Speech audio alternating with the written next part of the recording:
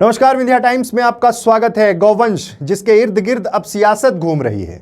सियासत पिछले लगभग 8 सालों से गौवंश पर बहुत ज्यादा केंद्रित है, यानी राजनीति का एक माध्यम गाय बन चुकी है।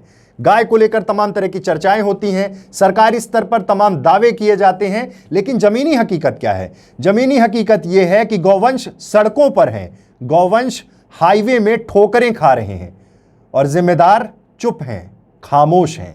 यह ऐसा कहना इसलिए भी जरूरी है क्योंकि पिछले दिनों आपने देखा होगा, आप कहीं मत जाइए, रीवा के आसपास से लगे हुए नेशनल हाईवे में देखिए, रात के समय गाड़ी चलाना कितना मुश्किल हो जाता है लोगों को। गौवंश सड़कों पर होते हैं, सैकड़ों की संख्या में, हजारों की संख्या में, लेकिन जिम्मेदार फिर चुप हैं, खामोश हैं। पिछले दिनों आपने रीवा से एक खबर देखी होगी जिसमें साफ तौर पे बताया गया था कि किसान गौवंश से कितना परेशान है और उस परेशानी में वो गौवंश को नहर में ढकेल चुके हैं। जिसके बाद जब कलेक्टर और एसपी को इस घटनाक्रम के बारे में पता चला तो उन्होंने तत्काल एक्शन लिया और एक्शन के बाद गौवंश को नहर से बाहर निकाला गया।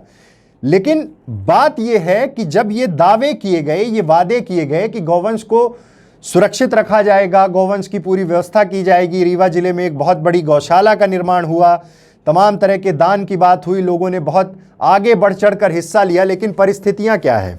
परिस्थितियां ये हैं, पिछले दिनों एक वीडियो वायरल हुआ जिसमें नेशनल हाईवे में इलाहाबाद जाने वाले, प्रयागराज जाने वाले नेशनल हाईवे में गंगेय के पास कई संख्या में वहां पर गौवंश बैठे थे और एक ट्रक उन्हें रौंदते हुए आगे निकल गया।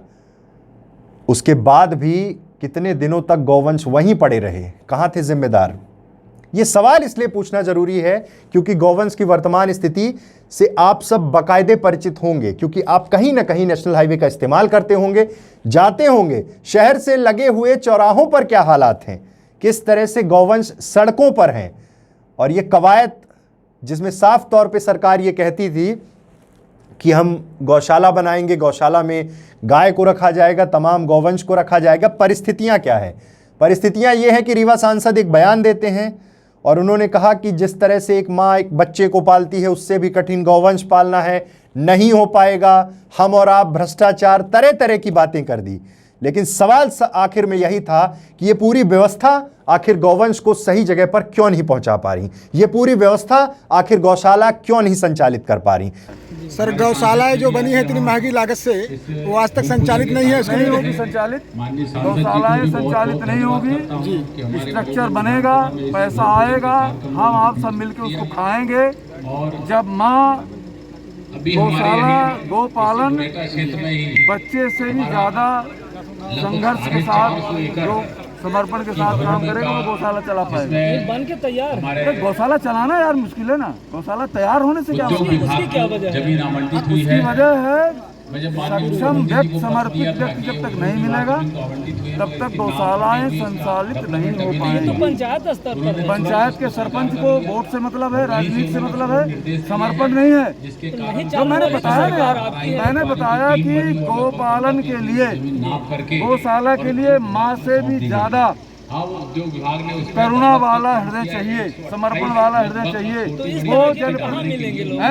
प्रशासनिक व्यवस्था पंचायत स्तर नहीं होगा, नहीं होगा, नहीं होगा। इतनी लागत से बनी गौशाला बनेगी, हर पंचायत में बनाना पड़ेगा क्योंकि जनता की मांग है। बन तो गई है, बन गई है लेकिन चलेगी नहीं। आरोप प्रत्यारोप के दौर है। पूर्व मंत्री कमलेश्वर पटेल ने भी इस बारे में कहा कि हमने गौशालाएं बनवाना शुरू किया और तमाम चीजें की और फिर उसमें भ्रष्टाचार अब शुरू हो गया।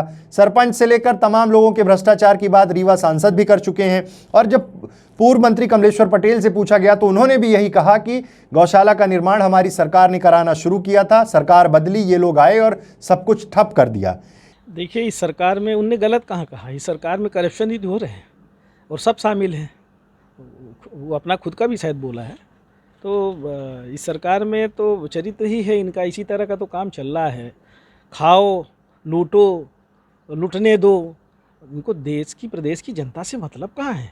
गौशालाएं तो हमने बनाई थी, गौशालाएं तो हमारी सरकार ने नीति बनाई, गौशालाएं बनाई और संचालित करने के लिए जो स्वसहायता समूह हैं, आजीविका मिशन, उनको संचालित करने के लिए दिया और उसमें कमेटी बनाई थी जिसमें पशु विभाग, आपका एग्रीकल्चर डिपार्टमेंट, चारा भूसा की व्यवस्था की। और जो हम लोगों ने चारा भूसा के लिए जो व्यवस्था की थी, ये तो बनते ही जो है ना उसमें कमी भी कर दी थी। तो इनकी मंशा स्पष्ट नहीं है। अच्छी बात है कि मिश्रा जी स्पष्ट बोलते हैं और सही बोलते हैं। जो सरकार और भारतीय जनता पार्टी की जो मंशा है वही जाहिर कर दिया उन्होंने, निकल गई भड़ास अंदर की। तो संचालित करने के लिए नीति बनाई थी और इतनी व्यवस्थित नीति बनाई थी कि आज अगर किसानों की इनको चिंता होती, सबसे ज़्यादा किसान आवारा पशुओं से परेशान हैं, और किसानों की अगर चिंता होती तो जितनी भी गौशालाएँ बन गई थी उनको विधिवत संचालित करते। 4000 अतिरिक्त गौशाला बनाने का तो हमने द्वितीय वर्ष में हमने खुद स्वीकृति दी थी और पहले वर्ष में 1000 गौशाला बनाई थी, पर संचालित करने की इनकी मंशा नहीं है। ये सिर्फ नारा लगाते हैं, माँ से बढ़ के गौवंश को बताते हैं, पर सच बात तो ये है कि ये सिर्फ बताने में मास्टर हैं। जिधर जिन भी भाजपा नेताओं का आप सुनिए, किसी भी विषय में बातें बड़ी बड़ी करेंगे, लच्छेदार बोलेंगे, झूठ फरेब में तो मास्टर हैं। ये आरोप प्रत्यारोप के बीच में अगर कुछ फंसा हुआ है, कुछ उलझा हुआ है, तो वो है गौवंश। और स्थिति क्या है? स्थिति ये है कि गौवंश सड़क पर मर रहा है, मजबूर हो रही है, और ये व्यवस्था उसे सिर्फ देख रही है। सवाल उठाइए, कमेंट बॉक्स में आप स्थितियां लिखिए और वो फोटोग्राफ्स भी साझा करिए जो यहाँ से लगे हुए नेशनल हाईवे के हैं। बॉर्डर सीमा में के क्षेत्रों में कहा जाता है कि हजारों की संख्या में गौवंश आपको दिख जाएंगे। अब जिम्मेदार कहाँ है? गौशाला बना के कब संचालित होंगी, क्या प्रक्रियाएं हुई, ये सवाल हमें और आपको उठाने होंगे।